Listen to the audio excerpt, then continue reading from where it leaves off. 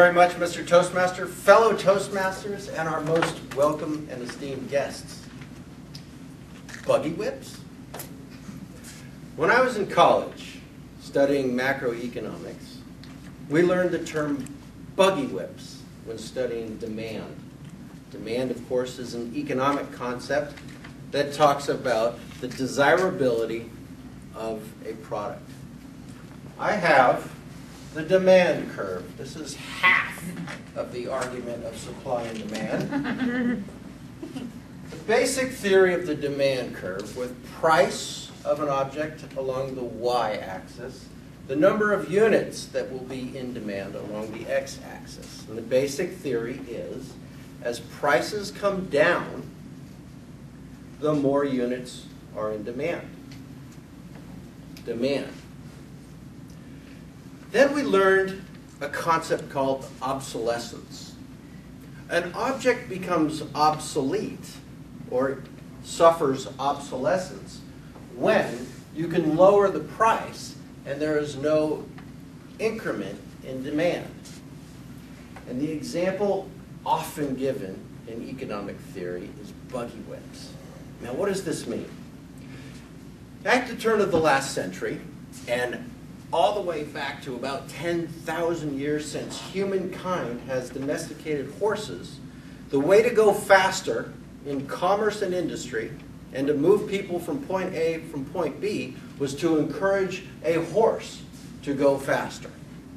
And we used a buggy whip to encourage that horse to go just a little bit faster. Along comes the automobile.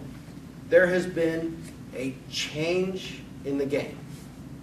Now, in order to go faster, we need to get the horses off the road so the cars can proceed at their desired pace. What do you suppose happened to buggy whips as horses were no longer needed for transportation? Of course, the demand for buggy whips went down. And they're probably today negative. You could pay someone to take a buggy whip, and the demand would be less than zero. Well, what am I going to do with a buggy whip? Most people don't even know what a buggy whip is. I submit to you today that we are seeing several buggy whips right before us. The first one I'm going to talk about tonight is the Postal Service. The Postal Service, as we know it, is largely attributed to Benjamin Franklin. He started what is generally recognized today as this wonderful invention where you take a post from one person over here and you deliver it to that person over there for a superb value. Today it's about 44, 45 cents, something like that, to deliver a package from your home or office to Mark's home or office. And his office could be across the country or across the street. It's still 45 cents. Today we have data plans that for $100 or so, we can send all sorts of unlimited messages to all of the people that we know instantaneously, rendering the old postal service obsolete. It is a postage stamp. It's extreme value. Imagine if you had to spend 45 cents for every email that you sent. The second thing is the common telephone.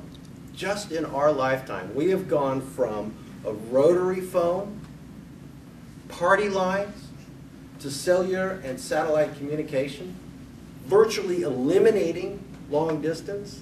The value of communication is so cheap right now that a standard telephone is something that is obsolete. Imagine if you were without your phone and you needed to find a pay phone to call someone to come and your husband because you've locked your keys in the car. And by the way, I think if you just try the door, it'll open up. Finally, it's music. Another innately human invention is music. And in some of our lifetimes, not necessarily mine, music was recorded on vinyl discs, clay discs, wax discs. Thomas Edison, I think, was the guy that invented that. Played back on a gramophone. And I have seen it on sheets of vinyl, round circles of vinyl, where a little needle scratches out a vibration that creates music and recorded voices that we can play back at will. Then it was the 8-track, other magnetic media that got smaller and smaller and smaller to the point where we can email music across the world instantaneously. Now, the device that is rendering all of these standard human institutions obsolete is the almighty iPhone. Hail the iPhone! This device here can do more than any other communication device in the history of the United States, in the history of the world, for that matter. The technology to make movies on this thing is greater than Orson Welles had to make Citizen Kane. This device is magnificent. But I submit to each of you tonight that this device will be the next Buggy Whip. Why? 4 years ago, the dominant company in the cellular communications business was a company called Research in Motion. Today, Research in Motion is all but obsolete. The value has plummeted.